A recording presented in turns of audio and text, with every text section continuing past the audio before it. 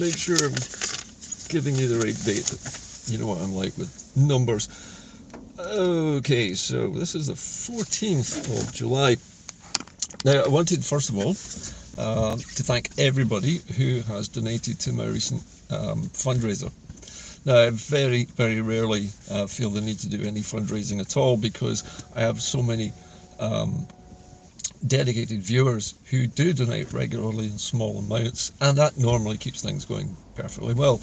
As I mentioned in yesterday's programme, there have been some unexpected convergence of all kinds of different expenses all at one time, which is unusual. It happens to me maybe every 10 years or so.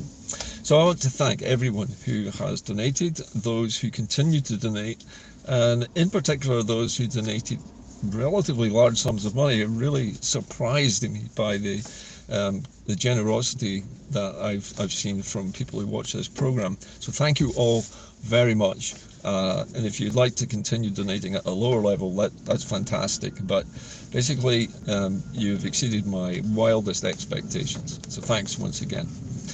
In the news today, well, it's a lot of the same old as you might expect. And one of the things I noticed in the news this morning is that a think tank, and this is just basically code words for a Tufton Street bunch of people then in London who are looking at how the rich could be made richer and how things could be made better for those who are already fairly comfortable, came out with a description of Britain, in inverted commas, although Scotland and Wales are never mentioned, as a divided society.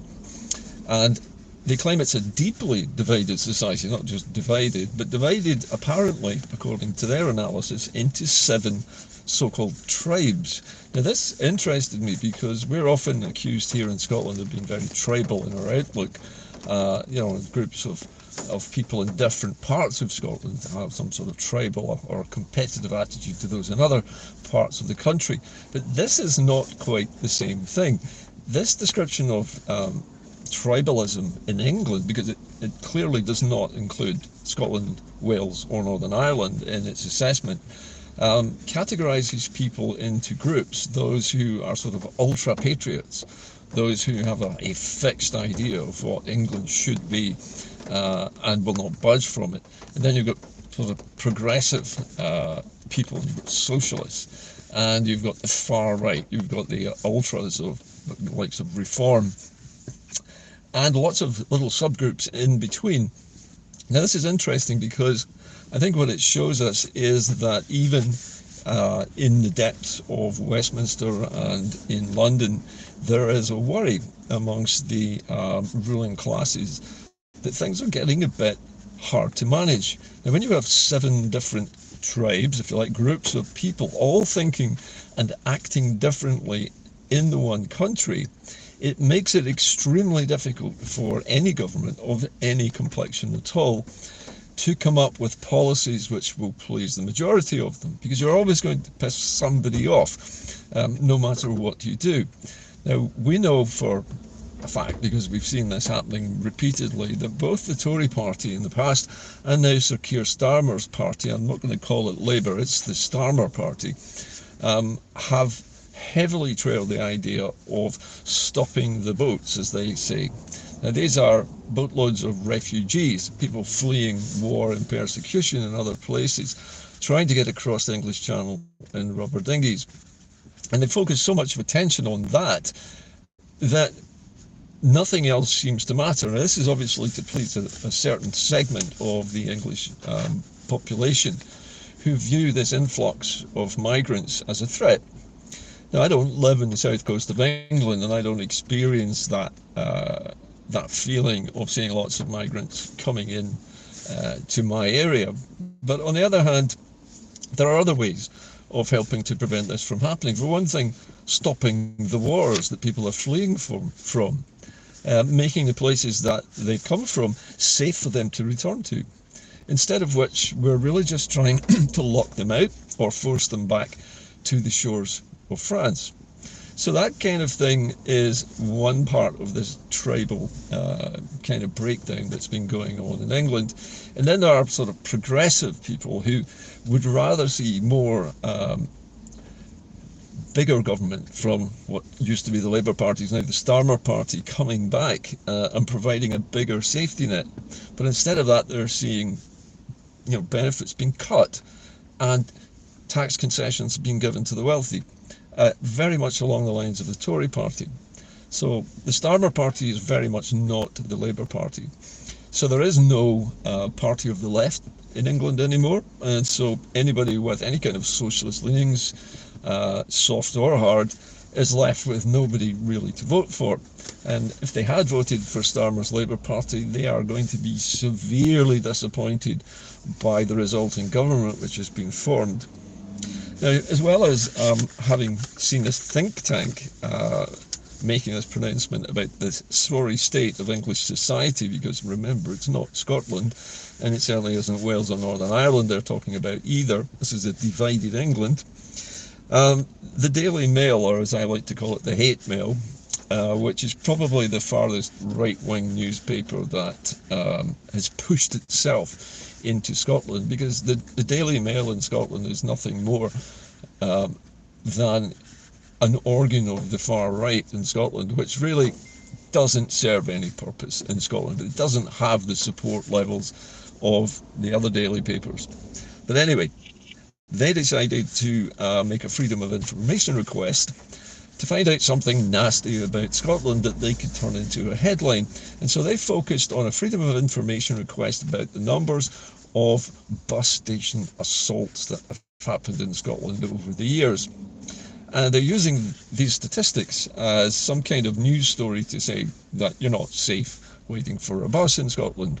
And this is part of a continuing strategy by the English right-wing press to make out that Scotland's a terrible place to live, it's unsafe, you're going to be assaulted, there's too much drunkenness, there's drug taking, we're all layabouts, we're all work shy, and Scotland's a pretty shitty place to live. And that has been going on anyway for at least the last 50 years or so. So there's nothing really new in that. But it seems like the British media has, and the British state, basically has run out of things to hit us with, because they're back to some of the old chestnuts of the past. And the most recent old chestnut I saw recently was another Scottish media claim that Scotland's debt had now run up to £500 million. Now they claim this is the difference between what the Scottish government spends and what it is given by Westminster. In other words, they're saying that we're spending £5 million more every year than we get in our so-called block grant. However, the reason I mention this is the fact that that's impossible. Why is it impossible? Because under the devolution settlement and the Scotland Act of 1998, Scotland is not allowed to borrow. So it cannot possibly have a debt to anybody. If you're not allowed to borrow money, you cannot run up a debt. And the other thing that's plainly ridiculous about this so-called debt is that, as well as not being allowed to borrow, under the Devolution Act, or the Scotland Act of 1998, Scotland's government is required to balance its books every year. And that means at the end of the financial year, they have to publish their expenditure and their revenue and all the rest of it. And largely speaking, the amount spent should be slightly less, or the equivalent to what is being given to Scotland in its block grant. Now remember that the block grant is approximately 60% of our own taxation. So we're missing 40% of the taxation we should have in order to run the country. And therefore, we are forced, just by circumstances, to cut back on other vital services. It's also been revealed in yet another one of these weird Freedom of Information Acts that Scotland, as claimed in the news press recently, has the highest number of pothole repairs going on simultaneously in the country this year. That tells you two things. One, it tells you that Scotland has not been receiving enough money to do regular routine maintenance on its infrastructure. That means it's been underfunded deliberately by London for decades. But now the situation has got so bad, and it's so obvious to everybody, including to tourists, to politicians, and to companies who are trying to ship their goods on these crumbling roads, that something needed to be done. And that means there appears to have been a lot, not saying that this is official, but it appears to be the case that the road departments in our various towns and cities have been given carte blanche to have roads repaired everywhere at the same time without the same kind of regulation they normally would be subjected to. And that's meant, in my case, because I see this every day, roadworks appearing magically in places one day, disappearing the next, appearing somewhere else. And it's happening all at the same time in lots of different locations all at once. And the only reason this is happening is because many of these roads have become undrivable, they're unnavigable safely. The potholes are so bad, the road surfaces are breaking up so badly that they're no longer considered safe for travel. If that's the case, the local authority is compelled by law to make the necessary repairs. Now, I wish to God, rather than just patching the bits that are particularly dangerous, which appears to be what's happening at the moment, there should be a programme across the countries of every town and city which has decaying roads, having all of their roads not just patched up, but actually completely resurfaced from one end to the other. Because one of the things that you know yourself if you ever drive around, particularly in Glasgow, is that there are lovely new bits of tarmac that maybe stretch for about 10 metres, and then you're back onto the broken up, crumbling surfaces that they were trying to repair in the first place. There is no consistency to the road repairs. So it is no surprise to me, at least, that there are more road repairs and pothole damage repairs happening simultaneously in Scotland than any other place in the UK. I take that actually as evidence of the drastic underfunding that has been emanating from London for many, many decades. Most local authorities would not prioritise road surface repairs over, say, social welfare elements of their spending. They can't, because they need to look after the people first. And so roads and infrastructure projects come a long way down the pecking order in the hierarchy of things that are important to local authorities. But unlike other parts of the UK, Scotland has perhaps three major metropolitan cities or large towns. And I would say, there are probably others and you'll disagree with me over this, but I would suggest Glasgow, Edinburgh, Aberdeen, Inverness, and perhaps Dundee would be listed in that classification. But because Scotland's, the majority of our population live in the central belt, the road system in Glasgow and Edinburgh and the central belt is the place where the most damage appears to be happening. There are, of course, country roads, which, to be honest with you, get less attention. And anybody who's driven, say, the A82 will know that there are areas of that road which have received no attention. There are roads, for example, to Stirling, some of the back roads to Stirling, which are brilliant in places and falling to bits in other parts. And this is all because there has been no joined-up thinking from any of the Scottish parliamentary parties, who could, if they really wanted to, in Holyrood, decide on a national project to resurface every single major road that needs it. And as soon as they've done that, to get started on the minor roads in our housing estates as well, which are probably as bad or worse in many cases.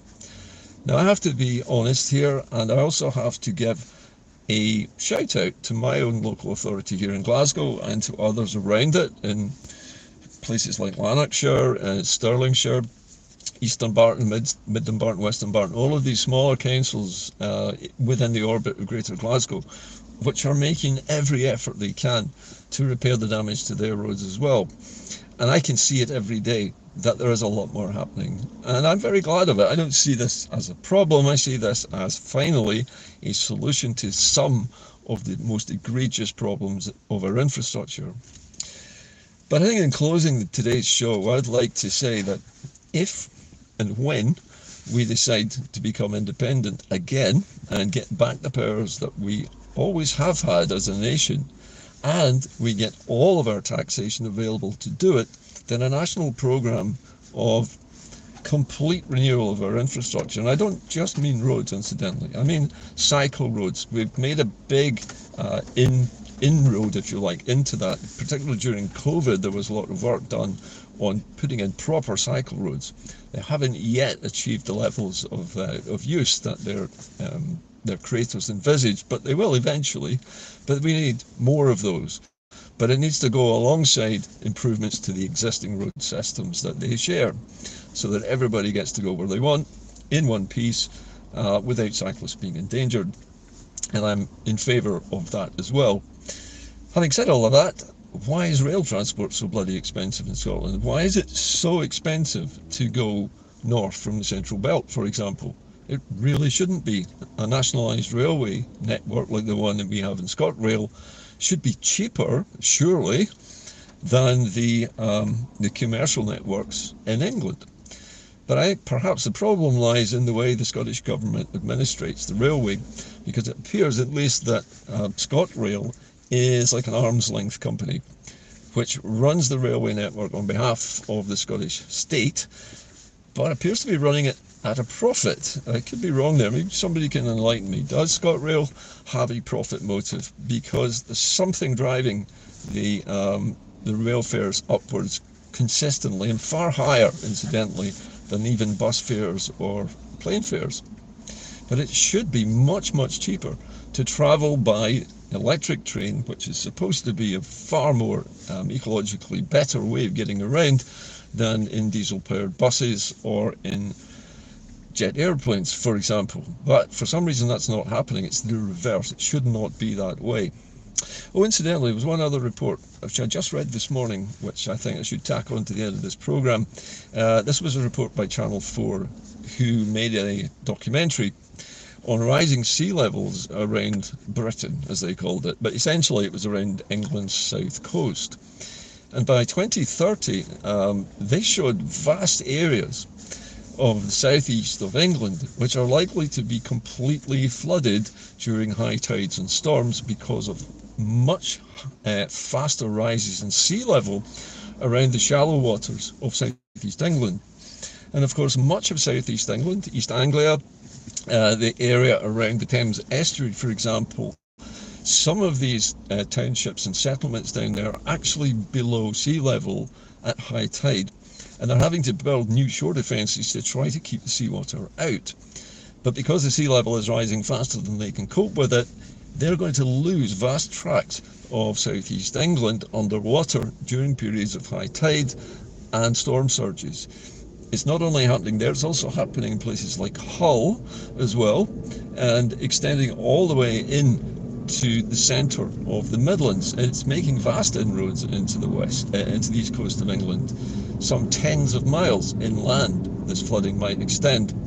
It's also likely to affect the area around Liverpool, around Manchester, and the northwest of England as well, because there are some very low-lying tidal areas there too, which would be affected.